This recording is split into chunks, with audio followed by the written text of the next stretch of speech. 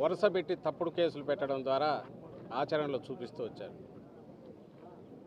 దానికి తాజాగా YSR Congress party senior నాయకుడు మాజీ మంత్రి గోవర్ధన్ రెడ్డి గారు కూడా ఈ మధ్య గురయ్యారు.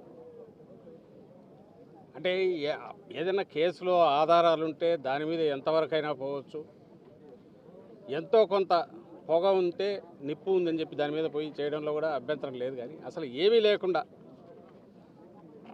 కల్పిత కథలన్నీ కలపడము, ఓ స్క్రీన్ ప్లే తయారు చేయడము, పాత్రలు సృష్టించడము, వాళ్ళ ఎల్లో మీడియాలో ఒక వారం 10 రోజులు నెల రోజులు నడపడం, ఆ తర్వాత వాళ్ళని ఎక్కడో పట్టుకొని కన్ఫెషన్ అని రాసుకోవడం, ఆ తర్వాత దానికి సంబంధించి ఏదో సెక్షన్లు పెట్టి ఎఫ్ఐఆర్ తయారు చేయడం, అది 10 ఏళ్ల క్రితందో 5 ఏళ్ల క్రితందో ఎప్పుడైనా సరే ఆ కాగితాలన్నీ పెట్టేసుకుని ఈ పత్రికల్లో వచ్చినప్పటికీ జనంలో మెదడులలోకి ఎక్కించిన విష ప్రచారంతో ఎక్కించినవన్నీ